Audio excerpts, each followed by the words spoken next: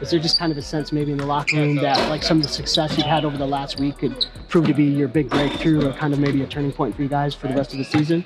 Yeah, I mean, I think we're all feeling good. I think the energy's high. Really good win in Minnesota. Had a chance to celebrate together. I think that only helps our chemistry. You know, all that stuff off the court definitely fuels us. We're having fun with each other. We're having fun together playing. So I think it is. I think this is a good moment for us. And, you know, especially we're playing without one of our best players. So to do that in those circumstances, we're really just proud of ourselves. Dynasties are supposed to be carved in granite. Monuments you stare up at, not rubble you step over.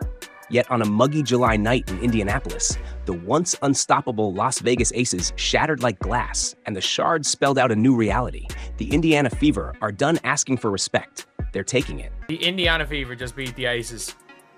The first win for the Indiana Fever against the Las Vegas Aces since I was 22 years old. It started with a punch right between the eyes.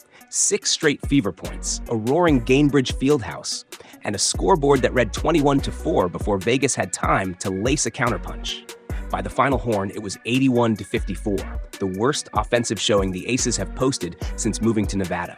They bricked 74% of their shots, coughed up 17 turnovers, and watched a 16-game winning streak over Indiana buckle under the weight of their own misses. ESPN.com. Oja Wilson stuck 29 shiny points, 11 of them gift-wrapped at the free throw line, but the rest of the roster combined for a breathtaking 7 of 43. Somewhere in the rafters, the Dynasty banner sagged just a little. ESPN.com. Transition. But if you think this was a one-night Fever dream, you missed what happened 48 hours earlier. 2 nights before, the Fever walked into Minneapolis, snatched the Commissioner's Cup from the conference-leading Lynx, and picked up a $500,000 bonus on the way out, all with Caitlin Clark in street clothes. Natasha Howard powered that win and strolled into Thursday still sizzling, dropping another double-double while Aliyah Boston bullied the paint for 20 more. Indiana looked like a team that had tasted silver and decided it liked the flavor. Clark, nursing a tight groin, never checked in. Instead, she paced, pointed, and pounded fists with every teammate who hustled back on defense. Bench leadership isn't a stat, but it poured out of her like light off a scoreboard bulb. Transition. On the visitors' bench, the mood was darker, about to turn midnight black. At 8-9, the Aces are staring up at the playoff ladder they once owned. Off-season gambles, Jewel Lloyd's hefty contract, Nalissa Smith's expiring deal, have drained future draft capital, and depth has turned into a mirage on desert sand. Becky Hammon, normally the picture of poise, stormed the post-game mics and called the performance trash, one of the worst games I've ever seen. Wilson nodded grimly, iced a shoulder, and admitted the defense was, in her words, crap. That honesty couldn't mask the grim math. 6 of Vegas's 9 defeats this season have been by double digits, and championship habits don't include quitting on 50-50 balls. Midway through the third, Lexi Hull boxed out with clinic tape precision, planting her hips on the lower block and carving out personal real estate. Wilson climbed over her like a desperate climber over a cliff edge. 99 times out of 100, that's over the back. Whistle, Fever ball. Not this night. The officials called a jump, and social media exploded quicker than a popcorn bag. Whistle Wilson trended by the next commercial break, while analysts replayed the angle in slow-motion disbelief. The ruling felt like a momentum gift, but Indiana shrugged, gathered the tip, and buried back-to-back triples. Whatever spark Vegas hoped for fizzled. Indiana's rotations moved like cogs in a Swiss watch. Aliyah Boston hedged high. Temi Timpson erased drives at the rim, and guards flew out on shooters before the ball touched palms. The Aces' final line, 26% shooting, 7 points in the fourth quarter, wasn't a cold night, it was a straitjacket.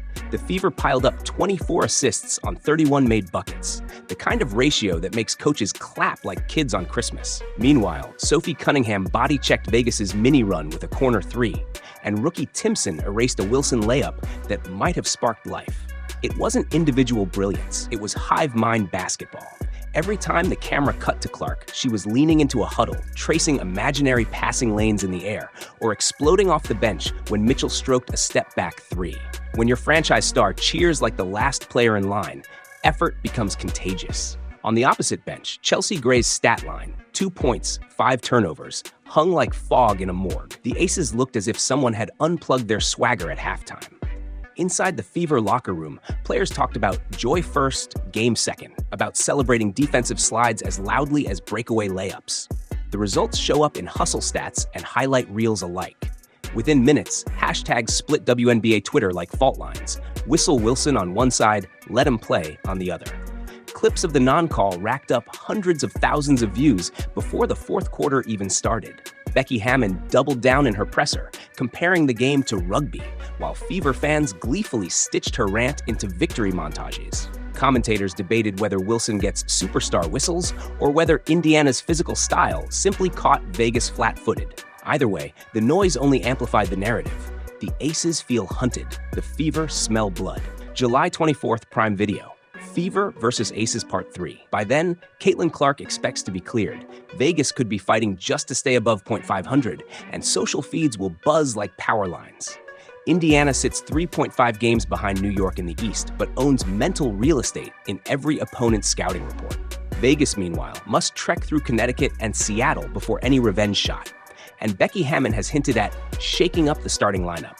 Around the league, pundits wonder if the Cup-crowned Fever are a title threat right now, or a year away from something scarier. So ask yourself, was July 3rd the night the WNBA's balance of power quietly flipped? Did we witness the birth of a new giant? Or just one glorious detour on a bumpy regular season road? Drop your take below, hit that subscribe button, and smash the bell so you don't miss the sequel. Because when these two collide again, bragging rights might be the least of what's at stake. And remember, dynasties fall fast, but momentum can rise in a single unforgettable night.